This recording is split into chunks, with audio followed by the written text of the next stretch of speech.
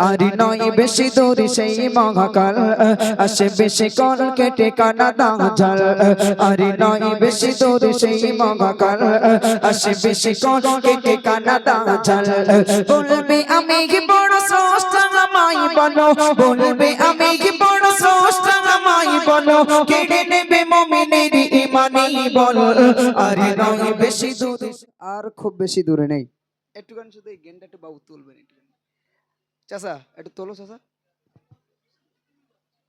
Hello hello হ্যাঁ তো আমি এবার গজল বলবো একদিন দুপুরে নবীর ঘরে কারণ শোনা যায় গজলটি বলবো তবে তার আগে আরেকটি গজল একটুখানি বলে নিই আমার মায়েদের নিয়ে আমি অনেক গজল জীবনে গেয়ে রেখেছি কিন্তু পুরনো আমি বলতে চাচ্ছি না এই জন্য আমি একটু নূতন বলার চেষ্টা করছি চলুন দুনিয়ার যা পরিস্থিতি তাতে করে কিয়ামত আর খুব বেশি দূরে নেই ভাই চারিদিকে অন্যায় অনাচার রাহাজানি মাস্তান খুনোখুনি যেভাবে হচ্ছে ভাই কিয়ামত আর বেশি দূরে নেই কিয়ামত খুবই সন্নিকটে এরপরে দাজ্জাল আসবে দাজ্জাল এসে আমাদের ঈমানটা লুফে নেবে ঠিক কিনা মানে দাজ্জালকে দেখেছো তোমরা দেখোনি না দাজ্জালকে যেন আল্লাহ আমাদের না দেখায় বলো আমিন কারণ দাজ্জাল আসলে আমাদের ঈমান বাঁচিয়ে রাখা খুব কঠিন হবে কারণ আজ বর্তমান সময়ের মুসলমানেরা ঈমান বিক্রি করে এক কাপ চা দুটো বিস্কুট আর এক বান্ডেল বিড়ি এক বান্ডেল বিড়ি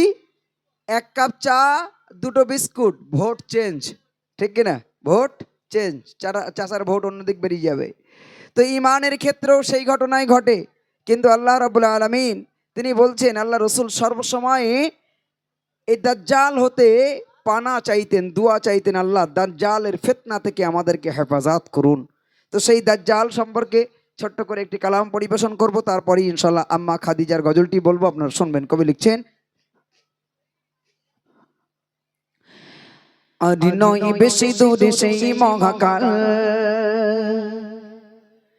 আসে বেশি কল কেটে কানা দাঁজাল আর নয় বেশি দূরে সেই মহাকাল আসে বেশি কল কেটে কানা দাঁজাল আর নয় বেশি দূরে সেই মহাকাল আসে বেশি কল কেটে কানা দাঁজাল বলবে আমি কি বড় স্রষ্টা আমায় বলো বলবে আমি কি বড় স্রষ্টা আমায় বলো কেড়ে নেবে মুমিনের ঈমানি বল আর নয় বেশি দূরে সেই মহাকাল আসে বেশি কল কেটে কানা দাঁজাল আর নয় বেশি দূরে সেই মহাকাল আসে বেশি কল কেটে কানা দাঁজাল আর নয় বেশি দূরে সেই মহাকাল আসে বেশি কল কেটে কানা দাঁজাল জেরুজালেমে এসে করবে গমন ইহুদিরা করবে তার অনুসরণ জেরুজালেমে এসে করবে গমন ইহুদিরা করবে তার অনুসরণ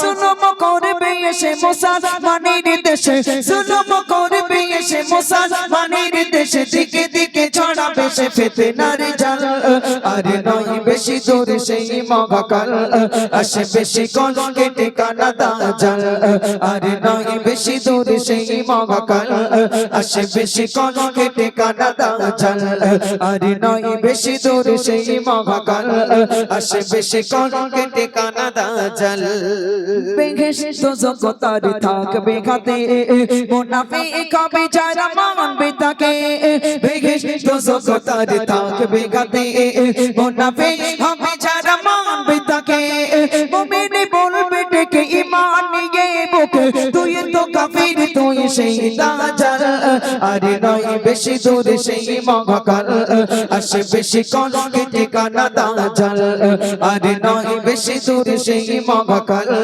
আসে বেশি কল কেটে কানা দাঁজাল এই কানা দাজ্জালের ফিতনা থেকে সর্বসময় নবী বাঁচার জন্য আল্লাহর কাছে বলতেন আল্লাহ এই দাজ্জাল থেকে তুমি আমাকে হেফাজত করো দাজ্জালের ফিতনা থেকে হেফাজত করো কারণ এই দুনিয়া দুদিনের আমাদের সবার চলে যেতে হবে ঠিক কিনা না তাই তো নাকি এই মরে যায় না মানুষ সবাইকে মরতে হবে না হ্যাঁ যে যত বড়ই নেতা হও আর মন্ত্রী হও আর যে যাই হও না কেন অনেক মানুষ ভাবে যে আমার টাকা আছে মানে আমি অনেক দিন বাঁচতে পারি দেখবেন সাধারণত যাদের টাকা বেশি তাদের মরার ভয়ও বেশি ঠিক কিনা ভাই হ্যাঁ ঠিক কিনা যাদের দেখবেন টাকা বেশি তারা চায় তাদের যদি টিস টিস ডিস ডিস হয় তারা পরের দিন সকালবেলা চেক আপে বেরিয়ে যায়। কোথায়? তাও এদিকে না, ভেলোরে চেক আপ করতে যাবে। ভেলোরে কেন? টাকা আছে, বাঁচার ইচ্ছা। ওরে ওরে নাদান মূর্খ, টাকা দিয়ে যদি বাঁচা যেত তাহলে মাইকেল জ্যাকসনও 150 বছর বাঁচত, ঠিক কিনা? মাইকেল জ্যাকসন, এই নাম শুনেছি তোর কচি? মাইকেল জ্যাকসন নাম শুনেছি? তেঙ্গে তেঙ্গে শুনেছি? হ্যাঁ হ্যাঁ, ওটা তো বেশ ভালোই শুনিস তোরা।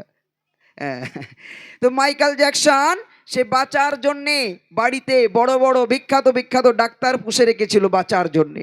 সে বাঁচার জন্যে তার শরীরে কিডনি, লিভার, ফুসফুস ডোনেট করার জন্যে 10টা পরিবার পুষে রেখেছিল। তার ব্লাড গ্রুপের সঙ্গে ম্যাচ করে পুষে রেখেছিল। কিন্তু তারপরেও তার ছিল 150 বছরের বাঁচার ইচ্ছা। ডাক্তার যখন বলতো খাও, খেত, ঘুমাতে বলতো ঘুমাতো, উঠতে বলতো উঠতো, লোকের সঙ্গে হ্যান্ডশেক করতো, তাও দাস্তানা পরে, গ্লাভস পরে। আমার ভাইয়েরা, এত কিছুর পরেও তার বাঁচা হলো না, চলে যেতে হলো মাত্র 53 বছর বয়সে। ওরে টাকা দিয়ে যদি বাঁচা যেত, মাইকেল জ্যাকসনও 150 বছর বাঁচতে পারতো। আমার যুবক ভাইয়েরা, হাজরাতে রসুল করিম সাল্লাল্লাহু আলাইহি ওয়াসাল্লাম তানাকে প্রস্তাব দিলেন স্বয়ং খাদিজা নিজেই। খাদিজা বললেন, ইয়া রাসূলুল্লাহ, হে মুহাম্মদ, আমি আপনাকে বিয়ে করতে চাই। নবী বললেন, খাদিজার অনেক সম্পত্তি, আমি খাদিজাকে বিয়ে করতে পারবো না।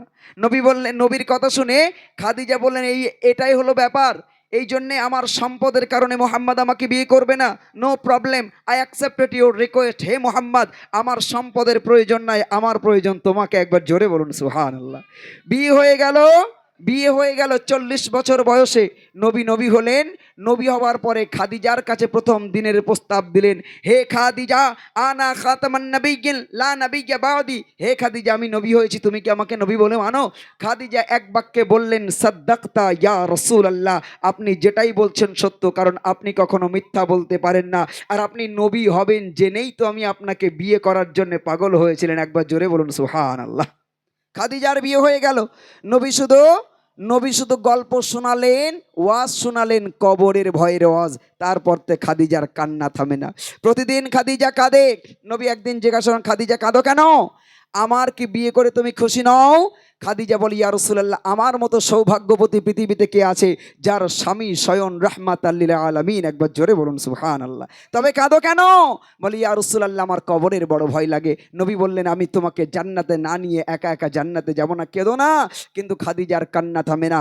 একদিন দুপুরবেলা কেউ বাড়িতে নাই। ফাতেমা ছুটে ছুটে আল্লাহ রসুলের কাছে গিয়ে, ইয়া রাসূলুল্লাহ, বাড়ি চলুন, আমার মা কাঁদছে, দরজা জানলা ভিতর থেকে বন্ধ করা। নবী ছুটে ছুটে বাড়ি আসছেন। কি ঘটনা ঘটছে কবি লিখছেন, একদিন দুপুরে নবীর ঘরে কান্না শোনা যায়।